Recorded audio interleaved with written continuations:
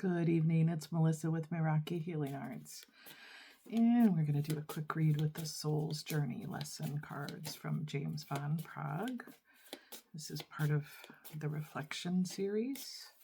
So each card focuses on an aspect of healing, personal growth, things of that nature, things to be aware of,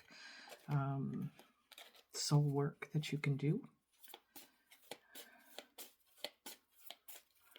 or an acknowledgement of the work that you have been doing. Can be used as part of an evening meditation or a time of mindfulness and reflection, just to bring your awareness to something. So, angels, guides, and ancestors, give us the message we need to hear for the greatest and highest good of the collective. I'm loving the new backdrop. I was just trying to find something, I love, stuff that looks a little witchy, forest, fairy, mythical kind of thing. And it has some, it's probably hard to see them all in here. I'll show it. It's got some animals. It's got some red and green Christmas colors. Of course, the unicorn, all of that. So, it's just a nice little backdrop for my reads, and it's actually a divider between my kitchen space where my tarot card table is and my Reiki and sound healing room, so that when I'm in there doing a personal Reiki session, that there's some privacy, that I can close that off, just in case anyone else is walking around in the house, or and just to give it a more intimate feel. So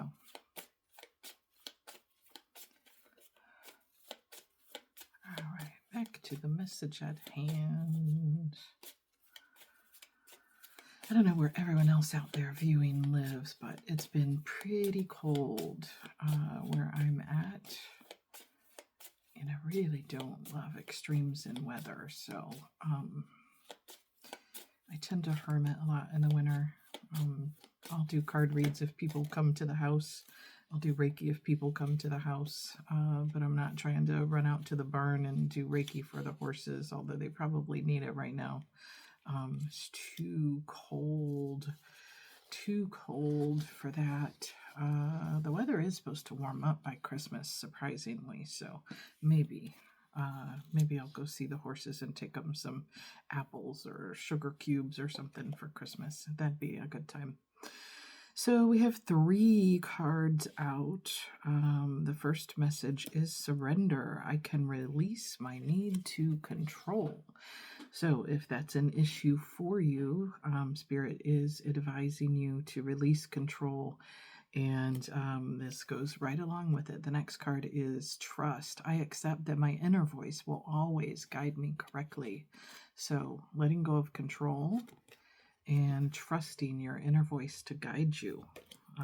Listening to that voice in your head, your voice in your third eye, the feeling in your gut, what all of that is telling you. Learning to listen, discern, and know what that inner guidance is telling you. And the next card, or final card out, is doubt. I release the need to know all the answers. Again, just trusting in your inner voice, trusting in the universe. So, wow, that is wild that all 3 of those came out together. Surrendering your need to control, accepting your inner voice to always guide you correctly, and releasing the need to know all the answers. So, yeah, look at that. Beautiful message. Isn't that wild? All right. So that is our soul journey message for the evening. So if you struggle with control, like I do, and the need to know, that usually is a trauma-based response where we've had a lot of chaos in our lives. And so if you've been the only one to handle things and haven't had a lot of people to rely on, It's easy to get stuck in your head and always be trying to figure out what the next thing is that's coming. It's like you're waiting for the shoe to drop. But a good thing to learn is just mindfulness. Like you can't change what's already happened in the past, and if your mind and your worries and your heart is always stuck in the past, um, you're just reliving something that you can't change. So you have to come to a point of acceptance and detachment from the past. If you're always worrying about the future, then you're worrying about all the potential outcomes.